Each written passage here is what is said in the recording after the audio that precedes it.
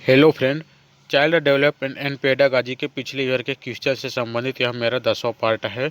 वह अन्य पार्ट अभी मैं यूट्यूब चैनल पर अपलोड करता रहूँगा। तो आप सभी से रिक्वेस्ट है कि मेरे यूट्यूब चैनल को सभी सब्सक्राइब करके रख लीजिए, साथ ही बेल आइकन को ऑन कर लीजिए ताकि नई वीडियो की नोटिफिकेशन आप लोगों तक पहुँच जाए। तो चलिए ज़्यादा देर न करते हुए चलते हैं, वीडियो को स्टार्ट करते हैं। तो चलिए वीडियो को स्टार्ट करते हैं। दिया गया है फर्स्ट प्रश्न है, अधिगम स्थानांतरण के द्वितत्व सिद्धांत के प्रवर्तक थे। बताइए अधिगम स्थानांतरण के द्वितत्व सिद्धांत के प्रवर्तक कौन थे। इनका सही जवाब रहेगा ऑप्शन सी, स्पीयरमैन। यह जो स्पीयरमैन जो है अधिगम स्थानांतरण के द्वितत्व सिद्धांत के प्रवर्तक थे। अगला प्रश्न है 2, कक्षा नायक द्वारा प्रयुक्त मूल्यांकन का प्रकार जो अनुदेशन के समय सीखने के विकास में किया जाता है क्या कहलाता है। बताइए इनका सही जवाब क्या रहेगा। कक्षा नायक द्वारा प्रयुक्त मूल्यांकन का प्रकार जो अनुदेशन के समय सीखने के विकास में किया जाता है कहलाता है। इनका सही जवाब रहेगा ऑप्शन बी, संकलित मूल्यांकन कहलाता है। अगला प्रश्न है 3, छात्रों की प्रयोगात्मक दक्षता के आकलन का यथोचित रूप क्या है। बताइए इनका सही जवाब क्या रहेगा। छात्र की प्रयोगात्मक दक्षता के आकलन का यथोचित रूप क्या है। इनका सही जवाब रहेगा ऑप्शन सी, अवलोकन। अवलोकन जो है प्रयोगात्मक दक्षता के आकलन का यथोचित रूप है। अगला प्रश्न है 4, अध्यापिका ने एक कमेटी के प्रधान को सभापति के स्थान पर सभाध्यक्ष लिखा। यह संकेत करता है कि अध्यापिका के अनुसार जो यह क्या संकेत करता है, इसमें जो है अध्यापिका ने एक कमेटी के प्रधान को सभापति के स्थान पर सभाध्यक्ष लिखा है। इसका सही जवाब रहेगा ऑप्शन डी, एक लिंग मुक्त भाषा का प्रयोग कर रही है। यह सभा अध्यक्ष एक जो है एक पद का नाम है। पद में किसी प्रकार के लिंग का कोई औचित्य नहीं रहता है। ठीक है, जैसे कोई सरपंच है तो सरपंच को सरपंचिन हम बोल लेते हैं, मगर वास्तविक क्या उसका पद क्या है, सरपंच का पद है। ठीक है, इस प्रकार से है। अगला प्रश्न है 5, जटिल परिस्थिति को संशोधित करने में शिक्षक बच्चों की सहायता कैसे कर सकता है। जटिल परिस्थिति को संशोधित करने में शिक्षक बच्चों की सहायता कैसे कर सकता है। बताइए इनका सही जवाब क्या रहेगा। प्रश्न 5 का सही जवाब रहेगा ऑप्शन बी, कार्य पर छोटे हिस्सों में बांटने के बाद निर्देश लिखकर। जटिल परिस्थिति को संशोधित करने में शिक्षक बच्चों की सहायता कर सकते हैं, कार्य को छोटे छोटे हिस्सों में बांटकर। ठीक है, अगला प्रश्न है प्रश्न 6, एकीकृत छात्र अधिगम के लिए पाठ्यक्रम में निम्नलिखित में से क्या लाभकारी नहीं है। बताइए एकीकृत छात्र अधिगम के लिए पाठ्यक्रम निम्नलिखित में से क्या लाभकारी नहीं है। इनका सही जवाब रहेगा ऑप्शन बी, खोज या सक्रिय अधिगम का ह्रास। अगला प्रश्न है प्रश्न 7, माता पिता से वंशजों में स्थानांतरित होने वाले लक्षणों को क्या कहा जाता है। बताइए माता पिता से वंशजों में स्थानांतरित होने वाले लक्षणों को क्या कहा जाता है। इनका सही जवाब रहेगा ऑप्शन बी, आनुवांशिकता। आनुवांशिकता के द्वारा है जो वंशज आगे बढ़ता है और माता पिता के लक्षण बच्चों में प्रकट होते हैं। ठीक है, अगला प्रश्न है 8, वह विचारात्मक प्रक्रिया जिसमें नूतन वास्तविक तथा उपयोगी अवधारणाओं का प्रस्तुतिकरण निहित हो क्या कहलाता है। बताइए वह विचारात्मक प्रक्रिया जिसमें नूतन वास्तविक तथा उपयोगी अवधारणाओं का प्रस्तुतिकरण निहित हो क्या कहा जाता है। इसका सही जवाब रहेगा रचनात्मकता कहा जाता है, ऑप्शन सी इनका सही जवाब। वह विचारात्मक प्रक्रिया जिसमें मूलतः नूतन वास्तविक तथा उपयोगी अवधारणाओं का प्रस्तुतिकरण निहित हो रचनात्मकता कही जाती है। अगला प्रश्न है 9, प्रतिबिंब अवधारणा प्रतीक एवं संकेत भाषा शारीरिक क्रिया और मानसिक क्रिया अंतर्निहित है। बताइए प्रतिबिंब अवधारणा प्रतीक एवं संकेत भाषा शारीरिक क्रिया एवं मानसिक क्रिया अंतर्निहित है। बताइए इसका क्या रहेगा सही जवाब प्रश्न 9 का। इनका सही जवाब रहेगा ऑप्शन बी, विचारात्मक प्रक्रिया है। ठीक है, अगला प्रश्न है 10, निम्नलिखित में से कौन सा असतत चर का उदाहरण नहीं है। बताइए असतत चर का उदाहरण नहीं है। इनका सही जवाब रहेगा प्रश्न 10 का ऑप्शन सी, आयु। आयु जो है असतत चर का उदाहरण नहीं है। वैवाहिक स्थिति, आवासीय स्थान, लिंग ये जो है असतत चर का उदाहरण है। अगला प्रश्न है 11, एक शिक्षक भावनात्मक बुद्धि लब्धांक ऊंचा है। एक शिक्षक का भावनात्मक बुद्धि लब्धांक ऊंचा है, इसका क्या तात्पर्य है बताइए। बताइए इनका सही जवाब क्या रहेगा। इनका सही जवाब रहेगा ऑप्शन ए, वह संतुलित व्यवहार रखती है।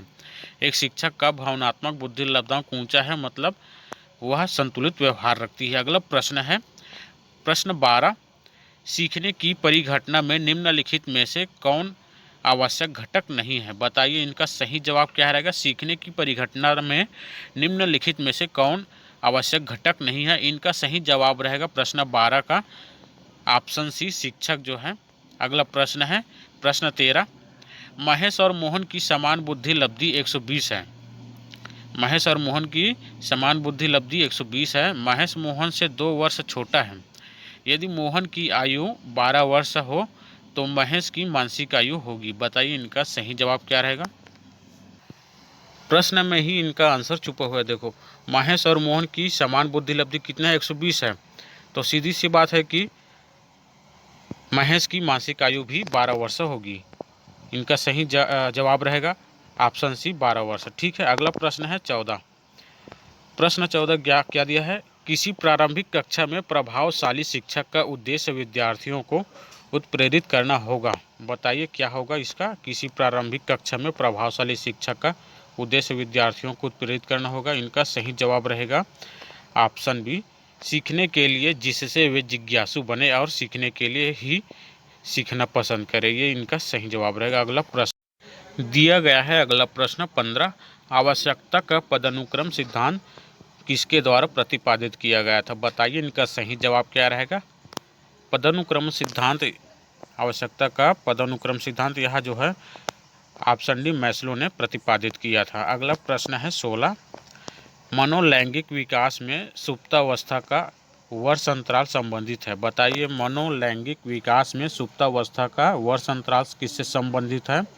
इनका सही जवाब रहेगा ऑप्शन सी, 6 से यौवन तक। 6 वर्ष से यौवन तक जो है मनोलैंगिक विकास में सुप्तावस्था का वर्ष अंतराल रहता है। ठीक है, अगला प्रश्न है 17, आवृत्ति वितरण को रेखाचित्र द्वारा प्रदर्शित करने की विधियों में से कौन सा एक विधि है। बताइए इनका सही जवाब क्या रहेगा।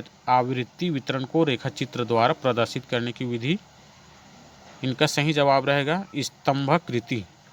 ऑप्शन डी इनका सही जवाब स्तंभाकृति। ठीक है, आवृत्ति वितरण को रेखाचित्र द्वारा प्रदर्शित करने की विधियों में से स्तंभाकृति को एक विधि है। ठीक है, अगला प्रश्न है प्रश्न 18, कक्षा में प्रभावी व्याख्यान देते समय एक अध्यापक क्या करता है। बताइए कक्षा में प्रभावी व्याख्यान देते समय एक अध्यापक क्या करता है। इनका सही जवाब क्या रहेगा। इनका सही जवाब रहेगा ऑप्शन डी, सार्थक शारीरिक हाव भाव को समावेशित करता है। अगला प्रश्न है प्रश्न 19, निम्नलिखित में से कौन सा संकेत बच्चों में दृष्टिबाधित की समस्या सूचित नहीं करता है। बताइए इनका सही जवाब क्या रहेगा। इनका सही जवाब रहेगा ऑप्शन सी, दिशा निर्देश के अनुसार में समस्या। दिशा निर्देश के अनुसार में समस्या संकेत बच्चों में दृष्टिबाधित की समस्या सूचित नहीं करता है। ठीक है, अगला प्रश्न है प्रश्न 20, सृजनात्मकता के बारे में क्या गलत है। बताइए सृजनात्मकता के बारे में क्या गलत है।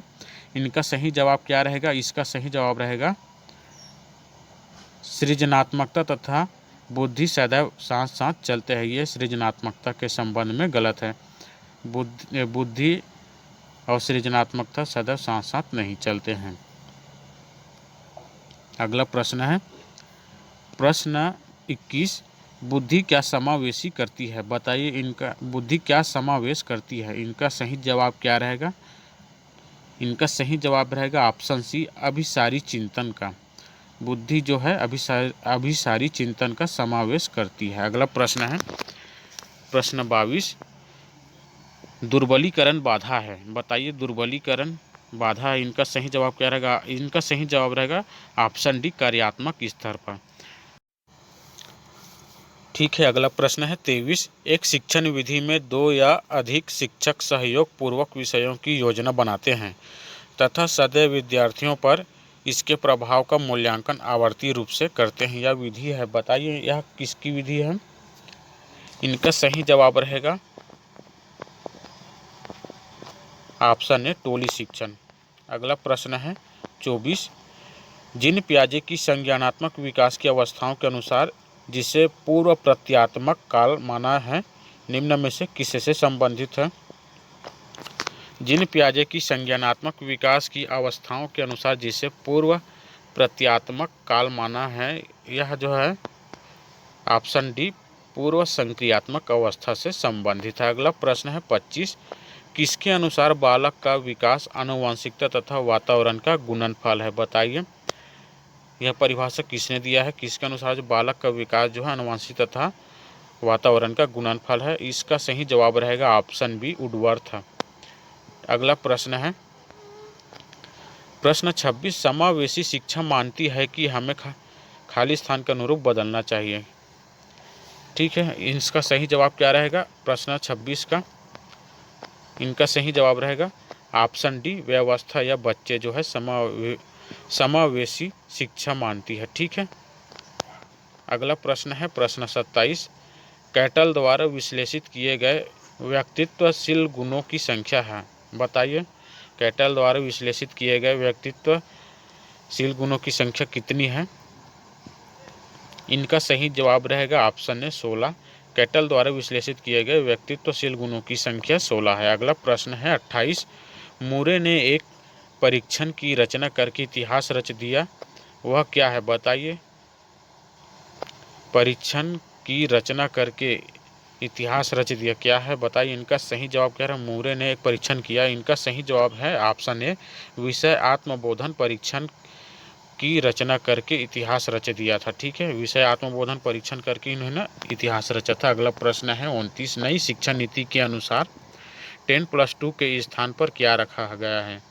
नई शिक्षा नीति 2020 एनईपी के अनुसार जो है 10+2 के स्थान पर क्या रखा गया? इनका सही जवाब क्या रहेगा? बताइए, इनका सही जवाब रहेगा ऑप्शन बी 5+3+3+4 एनईपी 2020 के अनुसार। ठीक है। अगला प्रश्न है 30, सीखने की प्रोजेक्ट विधि किस अवस्था के लिए उपयोगी है? बताइए, सीखने की प्रोजेक्ट विधि किस अवस्था के लिए उपयोगी है? इनका सही जवाब क्या रहेगा?